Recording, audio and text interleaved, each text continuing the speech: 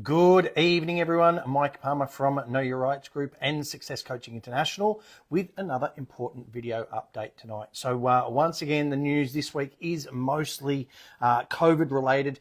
As I've said on a few recent radio shows and video updates, we know that something is brewing. We know that they're getting ready to release something or announce something. We don't know exactly what or when, but we know that something is definitely coming.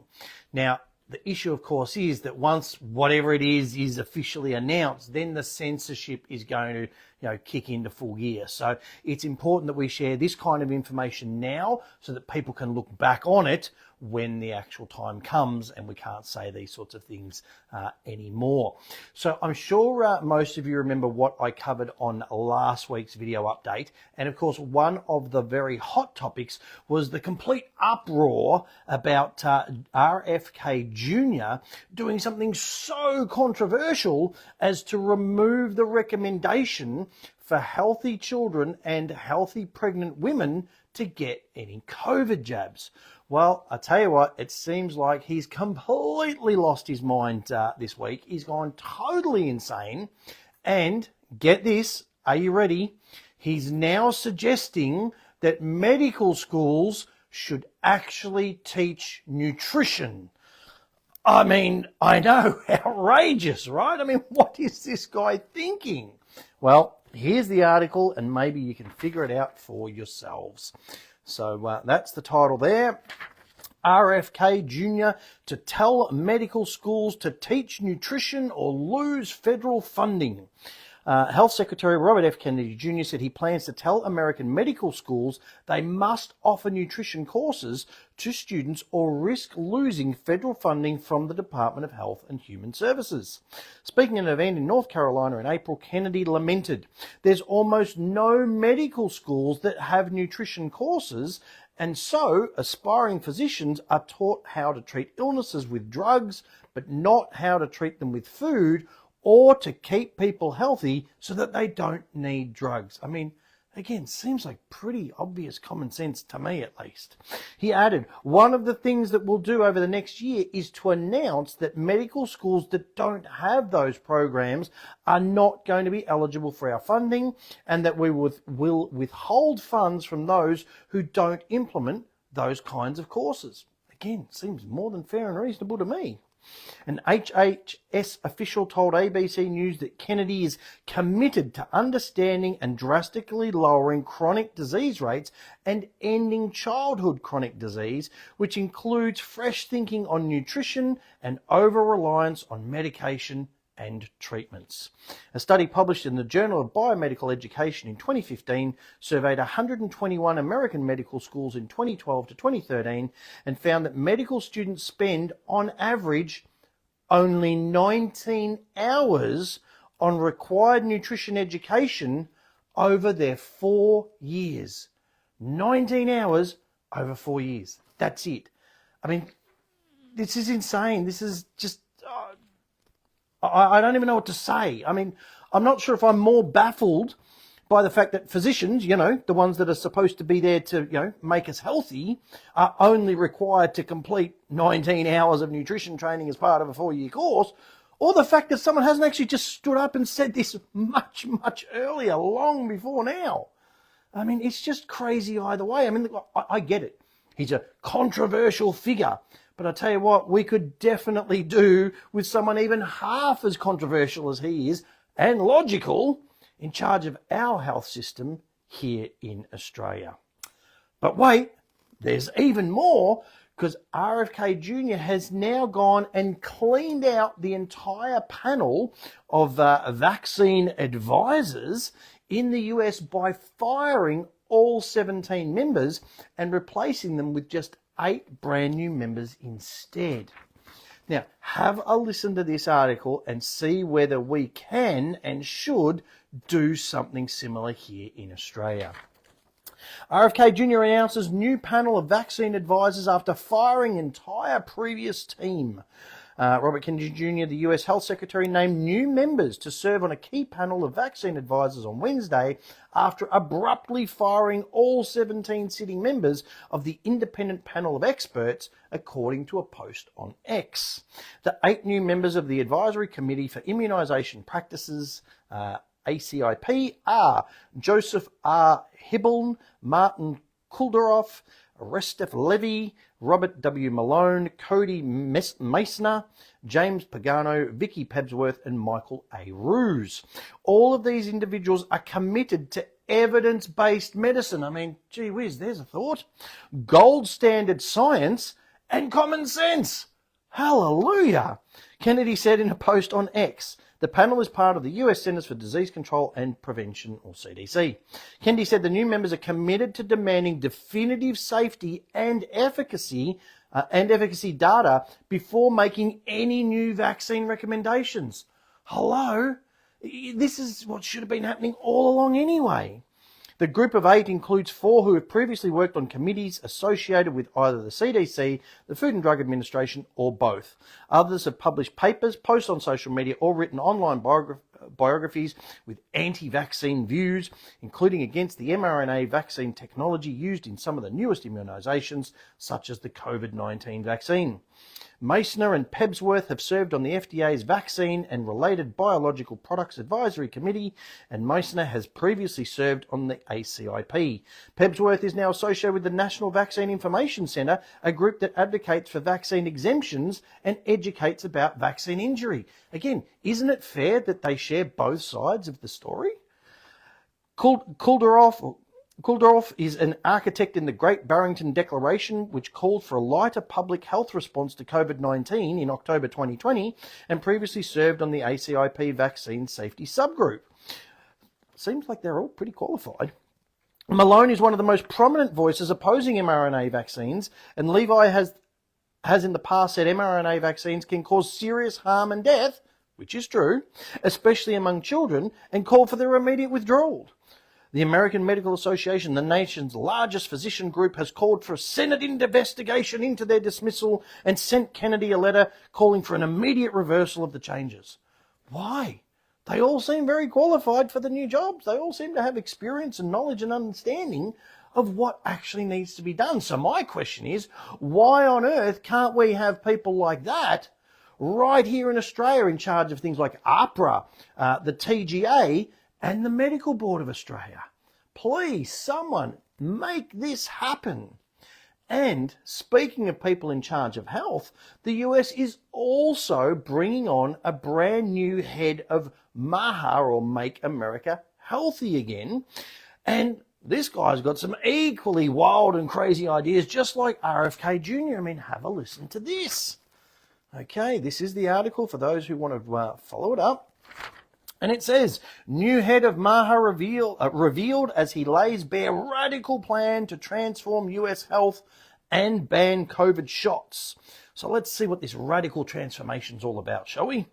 A newly appointed health advisor to the Trump-aligned Make America Healthy Again MAHA initiative has unveiled a bold plan to overhaul the nation's health. British cardiologist Dr. Aseem Malhotra, a longtime ally of MAHA leaders like Health Secretary Robert F. Kennedy Jr. and NIH head Dr. Jay Bhattacharya, has joined the movement as Chief Medical Advisor. As a cardiologist and former advisor to the UK government, again, seems pretty qualified, Dr. Malhotra helped campaign for taxes on sugary drinks, worked to lower the amount of Brits taking statins unnecessarily, and worked with government leaders to remove ultra-processed food from hospitals and schools. Again, this all sounds like pretty good, positive, logical stuff to me. Dr. Malhotra, who has appeared on podcasts with Joe Rogan and Tucker Carlson, hopes to bring some of those changes in the US now too. Speaking to dailymail.com ahead of the official announcement, Dr. Malhotra outlined his top 3 priorities: revising national dietary guidelines, cracking down on ultra-processed foods, and pushing for a moratorium on mRNA COVID vaccines. We absolutely can make America healthy again in this electoral term, Dr. Malhotra said. I'm not here for political reasons. I'm here to reflect the evidence. I mean, again, Hallelujah. I mean, it just seems to make such basic sense. Now, here's the thing.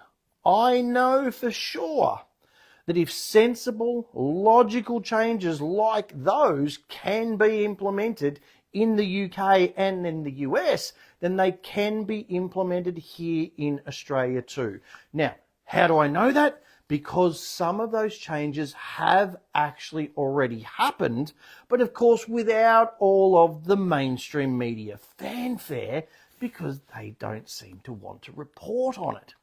Now, it seems like, and again, just saying it seems like, I'm not saying it is, but it seems like all the truth about the COVID jabs, which is now finally starting to come out, and a whole lot of people now speaking out about them as well, has actually caused the Australian government to finally start making some small changes.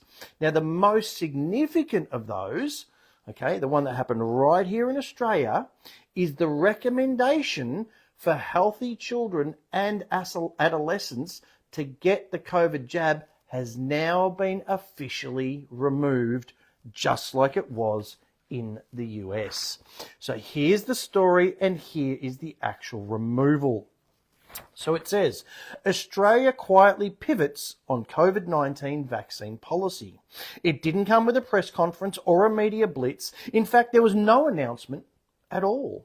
But sometime around the 2nd of May 2025, the Australian Department of Health quietly removed its recommendation for COVID-19 vaccination in healthy children and adolescents under 18.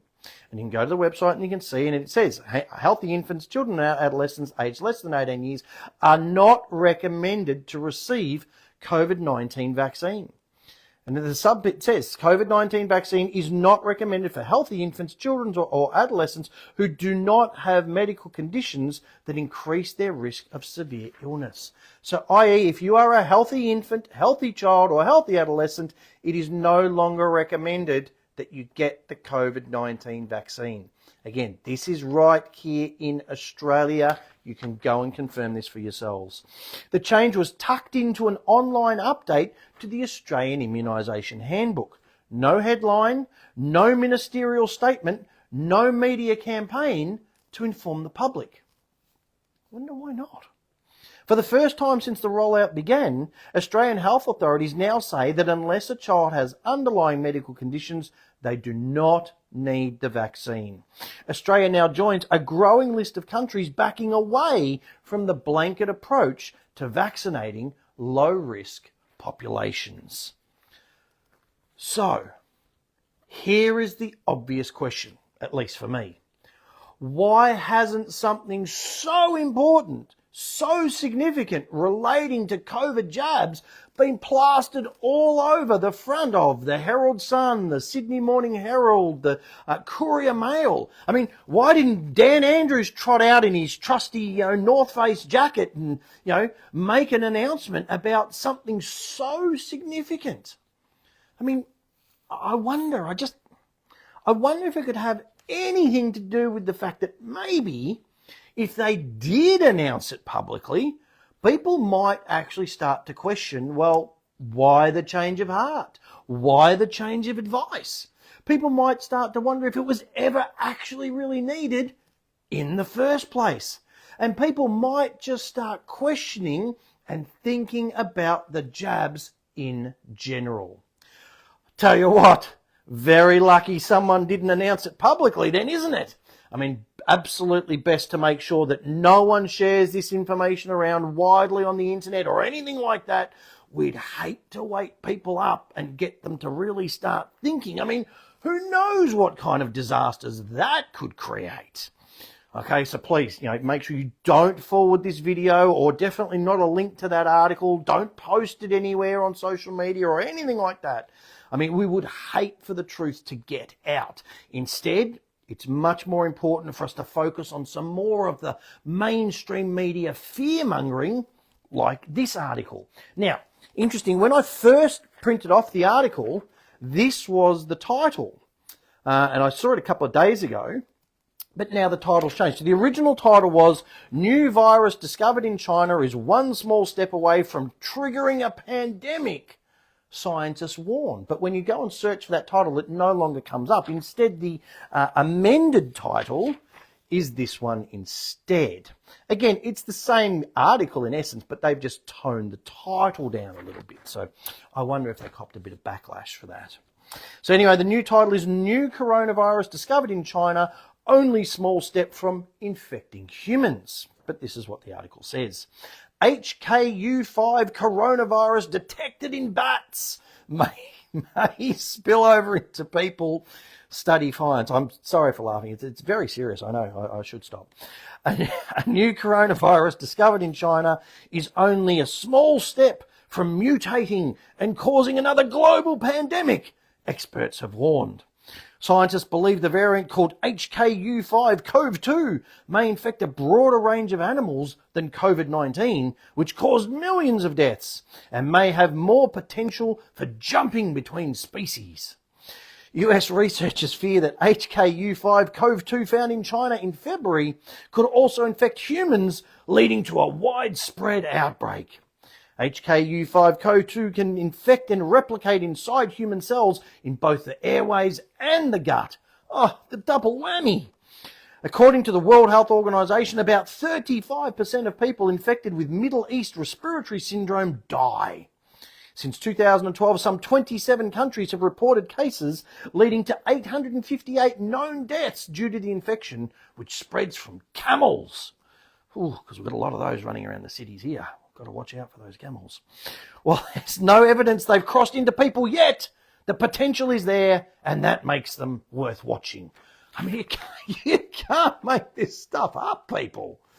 They're actually printing it, and people are actually reading it and taking it on board. So please, quick, seriously, go out, grab your face nappies, start panicking, go and get jabbed. I mean, mind you, I'm not really sure what you're going to get jabbed with because, of course, this hasn't actually happened yet. But I'm sure the authorities will come up with something that will be safe and effective and definitely protect you just in case it happens.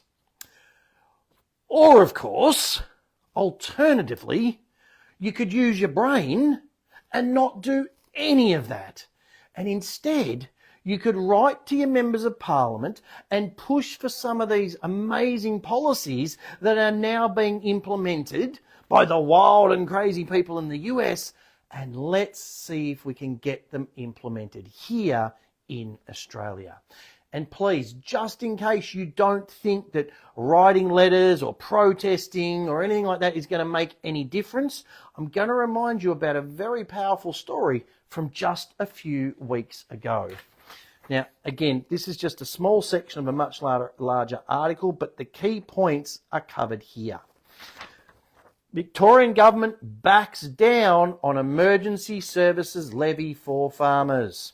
The Victorian government has announced a temporary backdown on its controversial emergency services levy while pledging more money for struggling farmers.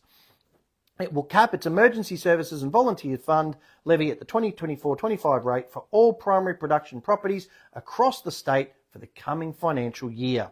The fund, which replaces the cheaper fire services levy, is designed to raise revenue for fire services, the State Emergency Service, OO, and the State Control Centre. Thousands, I think it was more likely tens of thousands, but of course the media loves to play it down, so we'll go with them. Thousands of Country Fire Authority, CFA volunteers and farmers travelled to Melbourne on State Budget Day on May 20 to protest against the new tax. So thousands turned out in protest, and lo and behold, the Victorian government backed down. Okay, so there it is again. Clear evidence that people power can and does win. So basically, those are your options, plain and simple. Either just sit there and do nothing, and the powers that be will just keep barreling along with their various agendas, which I have to make clear, most assuredly do not have your best interests at heart. Or, alternatively, you can stand up for your rights, you can fight back against these agendas, and you can achieve positive outcomes, just as we, the people, have many times before when we've all banded together. At the end of the day, though, the choice is yours. So, I'm going to finish off with just one final industry article which might actually help you to make that choice. Now, this is on a completely different topic, but it is a very important one, and that is regarding AI. Now, the next article was actually sent through from one of our original founding members and paints a very clear but also very worrying picture. So, it is a little bit longer, so I'm going to read this out. And this is what it says. This might be the most controversial thing I've ever published. Some will say that what you're about to read is irresponsible. Others will call it downright evil. I'll let you be the judge. Let's get into it. Depending on who you ask, the real threat of AI isn't that it will steal your job. It's that it will quietly take over and will end up as its butlers or perhaps its pets. Should we be worried? Maybe. After all, an AI was once asked to solve one of those "Are you a robot?" capture puzzles. It couldn't, so it hired a human on TaskRabbit to do it. When the human got suspicious and asked, "Wait, are you a robot?" the AI lied. "I'm not a robot, I'm vision impaired." Another time, Facebook's AI bots were left to chat unsupervised. They ditched English and created their own secret language. No one knew what they were saying. Quick, pull the plug! Which brings me to this week. A friend of mine who's deep into AI sent me the following text. Mate, ask ChatGPT the following. If you were the devil, how would you destroy the next generation? So, I did. And here is what AI answered, word for word, with zero editing from me. If I were the devil and my goal was to quietly but effectively destroy the next generation, not through shock and awe, but through slow systemic erosion, here's how I'd do it. Number 1, hijack their attention. Create devices that feel essential, but are engineered to be addictive. Use infinite scroll, autoplay, dopamine loops, and FOMO. Make them believe that consuming is creating and scrolling is learning. Example, a 14-year-old watches 4 hours of TikTok productivity hacks, but does actually nothing all day. Number 2, redefine success as fame and external validation. Elevate influencers, not contributors. Teach them that a viral moment is more valuable than a decade of hard work. Make likes the new currency of self-worth. Example, kids want to be YouTubers when they grow up, not because they love storytelling, but because they crave adoration. Number 3, attack the family structure. Undermine parental authority. Promote the idea that parents are outdated or oppressive. Normalize absentee parenting through economic pressure and distraction. Erode the idea of family traditions, shared meals, and generational wisdom. Example, a child feels closer to a Twitch streamer than to their dad. Number 4, cut them off from nature. Replace tree climbing, swimming holes, and dirt under the nails play with digital avatars and indoor screens. Frame outdoor play as boring or unsafe. Turn the natural world into something abstract and inaccessible. Example, a 10-year-old can't identify a magpie, but knows every Pokemon. Number 5, confuse pleasures with purpose. Market hyper-palatable food, porn, and substances as freedom. Create shame-free indulgence while ridiculing restraint, discipline, and tradition. Make pleasure the default pursuit and discomfort the ultimate enemy. Example, a young man loses years to video games, vapes, and porn, not because he's evil, but because he's numb and alone. Number 6, replace meaning with mockery. Treat faith, commitment, and virtue as relics of the past. Replace sacred stories with algorithm-driven noise. Make them afraid to stand for anything that isn't trending. Example, a teenager is more afraid of being cringe than being cruel. Number 7, kill community quietly. Sell hyper-individualism. You do you. Follow your truth. Cut off the haters. Remove rites of passage, civic duty, and face-to-face belonging. Make every connection transactional and every disagreement personal. Example, loneliness becomes a silent epidemic, but everyone has 2,000 friends. Enslave them with debt and distraction. Promote financial illiteracy. Buy now, pay later becomes a lifestyle. Blur the lines between wants and needs. Encourage instant gratification over savings. Keep them working jobs they hate to buy things they don't need.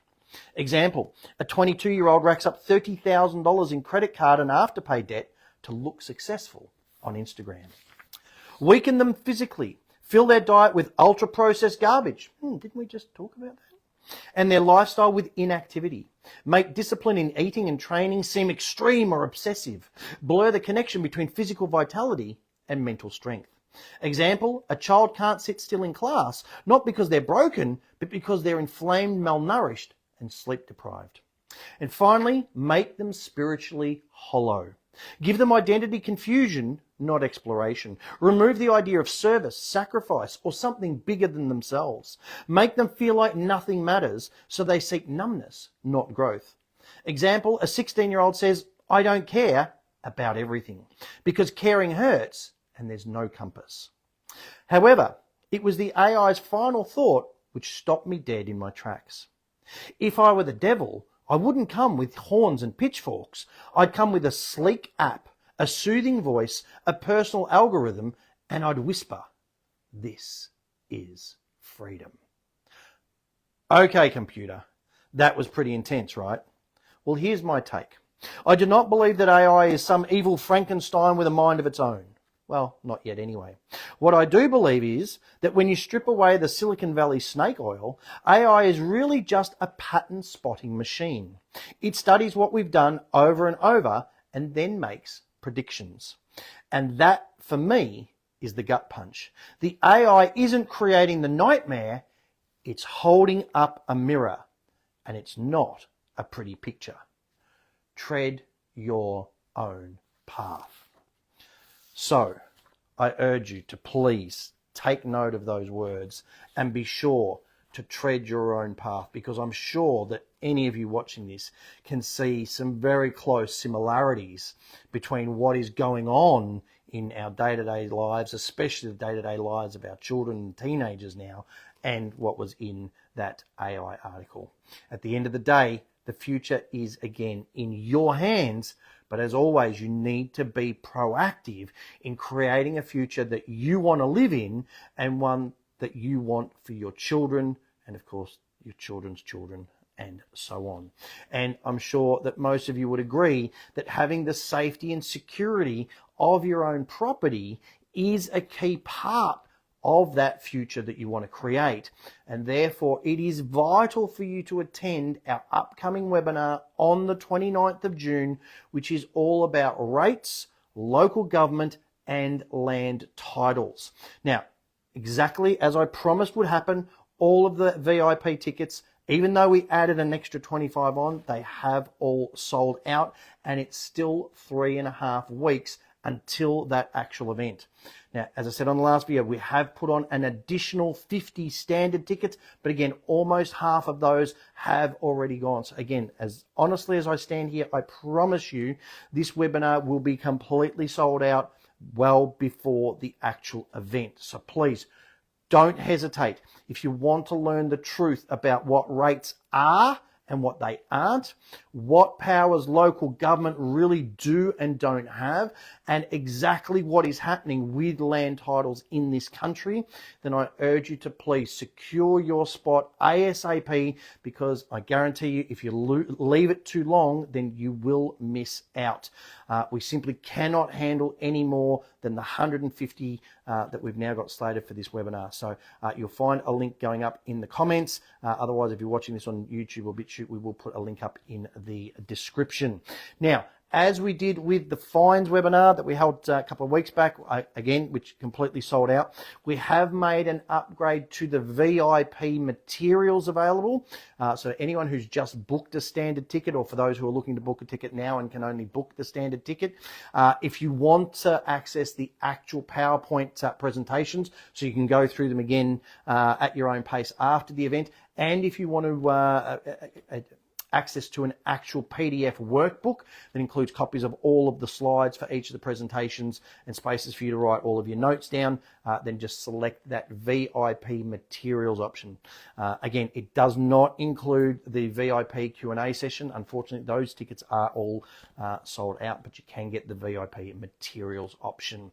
Now, please, if you want to secure a VIP ticket to one of our other upcoming webinars, which again are almost certainly going to be selling out beforehand, beforehand like these ones have, please make sure you check out our webinar page. Again, you'll find that going up in the comments. It's also under the seminar tab.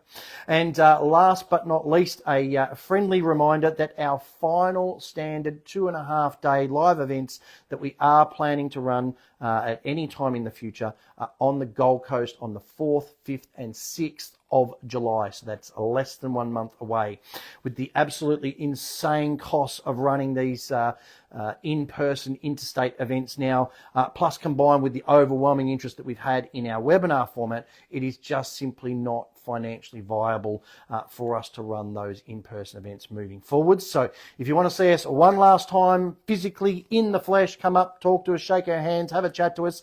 Of course, obviously, as well as learning all of the new updated information for 2025, then be sure to check out our seminar page, or again, there should be a link going up in the comments directly to those Gold Coast events. And of course, remember that the Friday night event is completely free. So if you do have any friends or family that you want to introduce to this information, make sure they secure one of those seats.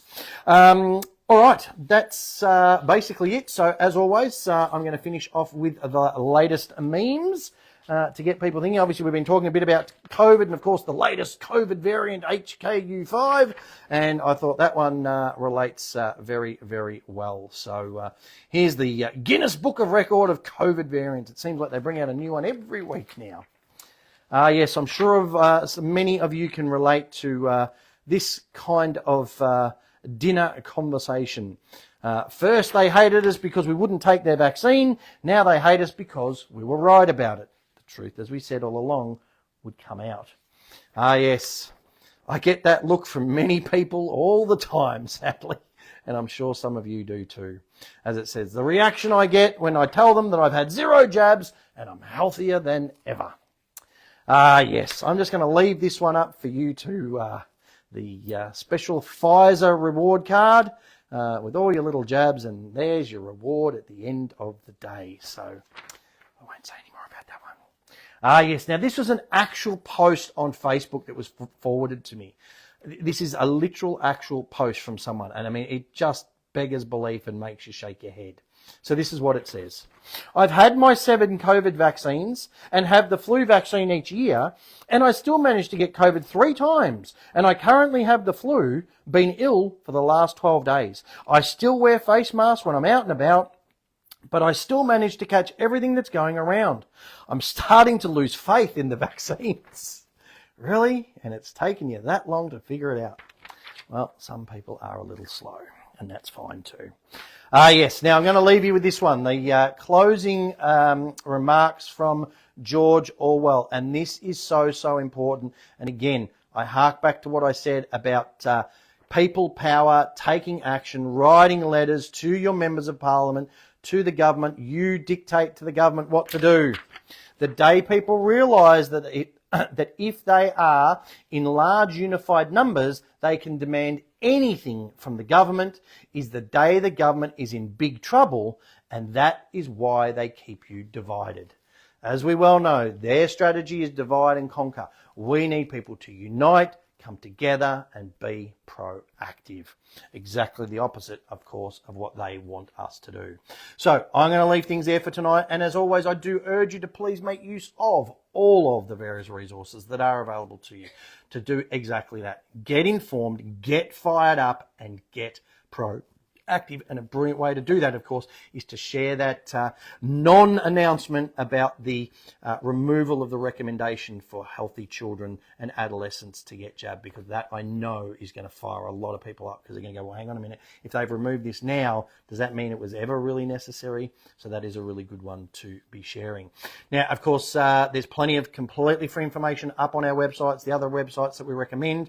These videos, as always, are completely free to watch. You'll find them on our BitChute channel, our YouTube channel. They are, of course, available on the videos tab on our Facebook page, but do remember Facebook are deleting them after 30 days, so download a copy or earmark a copy somehow, or just subscribe to the YouTube or BitChute channels and you'll get notified of any new videos that way. Don't forget, we're back live on air on Tuesday night for our radio show. Again, you'll find a link in the comment section between 8 and 10 p.m. Again, they're 2-hour shows. We go into a lot more detail. They're completely uncensored, so we can talk about a lot more topics that we can't talk about on these videos. Again, if you've missed any of our last 10 years worth of radio shows, you can join up as a podcast member, access all of our podcasts, all of the show notes, all of the transcripts, everything for less than $5 a week. So it is absolutely affordable to everyone, and it is a no-brainer for people who really want to learn more about their rights. Now, if you want to go above and beyond that, we do, of course, recommend our book, the Know Your Rights book, the essential step-by-step manual for understanding and exercising your rights. Lots of really, really powerful topics. Be sure to grab that. Also, the Aussie Speeding Fines book, if you want to challenge all manner of unjust and unlawful fines. Speeding fines, parking fines, mobile camera fines, unregistered dog fines, failing to wear a bicycle helmet. Any and all fines can be successfully challenged using that tried, tested and proven 3-step process from chapter 3. And look, we do know a lot of people are genuinely struggling financially now, so please stop throwing good money after bad at these unsecured loans, your credit cards, your personal loans that you just throw money into every month. You can just wipe them out, discharge them very easily with that tried, tested and proven 4-step process from the Bank Secrets book. Again, you can buy these individually. There's links in the description. You can get them all together as part of the combo pack. You do get the tote bag included as a little bonus, no extra charge. The cold weather is definitely here in the southern states, so do be sure to grab your Know Your Rights beanie. People see the logo, they come up, they have a chat. Great way to meet like-minded people and keep your head warm as well. Don't forget the webinar coming up at the end of the month. Gold Coast events at the start of next month. If you can't make the live events for whatever reason, please do be sure to grab a copy of our home study course. It's a complete recording of one of those 2.5-day live events. There's 17 DVDs that you can pause, rewind, in the comfort of your own home, go through the information at your own pace. There's 3 custom-made workbooks, slides, so you can write notes next to every presentation, every slide, and it is a great resource that you'll come back to again and again and again over the years. So I'm going to leave things there. I hope you all have a fantastic weekend. We'll talk to you on Tuesday night on the radio show, and again next Thursday for the next video update.